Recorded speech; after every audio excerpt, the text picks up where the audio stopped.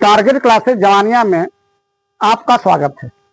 देखिए, साधारण ब्याज की सवाल है कि 10,000 रुपए में से कुछ धन 6% वार्षिक साधारण ब्याज की दर से तथा शेष धन 4% वार्षिक साधारण ब्याज पर उधार दिया जाता है।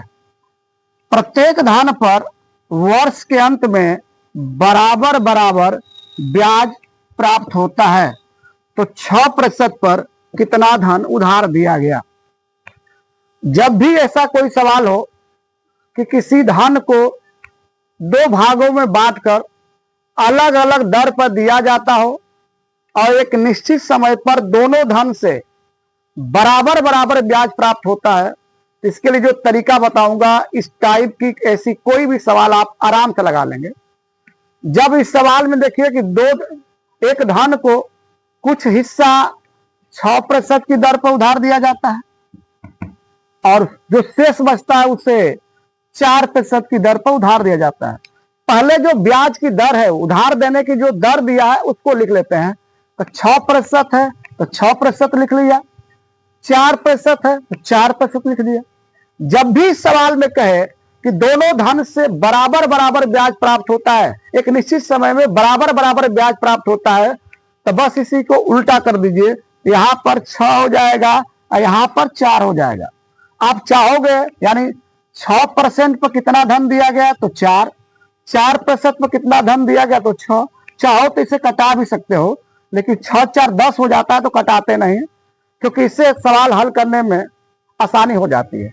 कुल धन कितना है तो 10,000, तो लिखिए कुल धन 10,000 है। कुल धन 10,000 है तो 10,000 क्या है, दोनों का योग है। 10,000 क्या है, दोनों का योग है। दोनों धन को उधार दिया गया 10,000 में से ही, तो 10,000 दोनों का योग है, तो योग का भाग कर दीजिए 6 4 10। इसके बाद जिसको पूछेगा उसका गुणा कर दीजिए। देखिए किसको पूछ रहा है तो 6% पर कितना धन उधार दिया गया। 6% का पूछेगा तो 4 का गुणा कर दीजिएगा और 4% वाला पूछेगा तो 6 का गुणा कर दीजिएगा।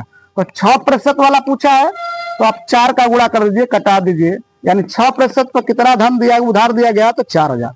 फिर एक बार देखिए, जब भी कोई धन को दो भागों में बांटकर उधार दिया जाता है, दर अलग अलग हो और एक निश्चित समय के बाद ब्याज बराबर मिलता है, तो जो दर है वो लिखते हैं। तो दर कितना है तो 6%, 6% लिख लीजिए। दर कितना है 4%, तो 4% निकालिए। और जब भी कहेगा कि बराबर बराबर ब्याज मिलता है तो उल्टा कर दीजिए। ऐसे कर देंगे तो 6 यहाँ आ जाएगा, ऐसे कर देंगे तो 4 यहाँ आ जाएगा। अब ये क्या हो गया, ये अनुपात बन गया। कटा भी सकते हैं आप, नहीं भी कटा सकते हैं आप। तो 10,000 में दोनों का योग है, तो 10,000 दोनों धन का योग है, तो योग का भाग 6 और 4 मिलकर हो जाएगा आपका 10। जिसका पूछेगा उसका गुणा कर देंगे। तो 6% वाला पूछेगा तो 4 का गुणा कर देंगे और 4% वाला पूछेगा तो 6 का गुणा कर देंगे। सवाल में पूछा है 6% वाला, तो 6% के लिए कितना है 4, 4 का गुणा कर दीजिए। 0 से 0 कट गया, नहीं आपका कितना आ गया 4,000 आ गया।